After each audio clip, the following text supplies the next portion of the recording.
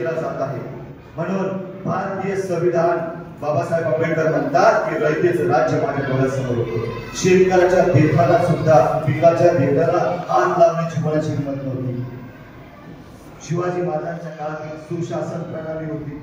तुम्ही हळूहळू मागे जर इतिहास जर बघाल, या देशामध्ये असा एक राजा होऊन गेला, अनेक राजा मुस्लिम राजांपैकी ज्याला आपण अकबर राजा म्हणतो, या अकबर राजाचा कार्यकाळ जर बघितला तर आमच्या भारताच्या व्यवस्थेवर काही प्रतीक आहेत, तर त्यातून कळतो की भारताच्या नुसतं दिल्लीमध्ये नव्हे, त्यामध्ये असेल जसं आपण दिल्लीचा आग्र्याचं काय बघतो, ताजमहल बघतो की नाही।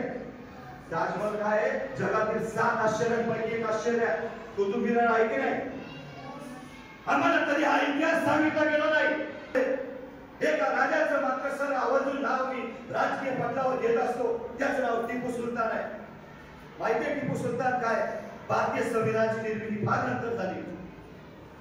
ज्या टिपू सुलतानच्या राज्यामध्ये ज्या इथल्या विषमतावादी व्यवस्थेने स्त्रियांना पूर्वीच्या काळामध्ये मुलींमध्ये काय व्यवस्था होती, जे आमचे स्वतःचं स्थळ आहे हे स्थळ झाकण्याचा अधिकार इथल्या मनुस्मृतीने दिलेला, व्यवस्थेने दिलेला नव्हता। भारतात एकमेव राजा असा टिपू सुलतान आहे की ज्या टिपू सुलतानने स्वतःच्या राज्यामध्ये तो वक्षकर बंद केला, स्थळ झाकण्याचा अधिकार त्या स्त्रियांना दिला। त्यावेळेस प्रखर असा विरोध त्या व्यवस्थेने, त्या मनुस्मृतीतल्या व्यवस्थेने केला। म्हणून या देशाला घडवण्याचं, जडणघडण करण्याचं काम इथल्या प्रत्येक धर्मातल्या योग्य व्यवस्थापनाचं काम आहे। हा देश एका धर्माने घडलेला नाहीये, हा देश एका धर्माने घडलेला नाहीये, एका समाजाने घडलेला नाहीये। कारण एक उदाहरण सांगतो सर्वांना, माझ्या लहानपणी शिकत असताना मी एक शिक्षक पाहिल्या। 1990 पूर्वी मला 7 चुलते 6 आत्या, जवळजवळ 30 ते 35 लोकांचं कुटुंब माझे वडील सांभाळत होते। तरी आमचं कुटुंब आनंदी आणि सुखी होतं।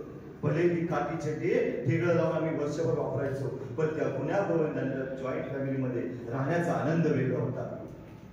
पण आज आमच्या कुटुंब व्यवस्थेत बदल झालाय। आज आमच्या कुटुंब व्यवस्थेत बदल झालाय। हम दो हमारे दो संकल्पना आली। आता माझ्या विद्यार्थ्यांना जर उत्तर विचारलं, एखादा हुशार विद्यार्थी उत्तर देऊ शकतो की सर आता लोकसंख्या वाढली म्हणून शासनाने तो कायदा आणला, परंतु लक्षात घ्या आज हम दो हमारे दो हे कुटुंब असताना जेव्हा आमच्या घरात एक पाहुणा आला सर, तो पाहुणा बायकोकडचा असो की आपला असो, तो 2 दिवसाच्या वर जरी असला, पण दोघे जर जॉबला असले, बोलत नाही पण मनात विचार चालतात, हा कधी झाली म्हणजे एक पाहुणा आम्हाला जड होतोय।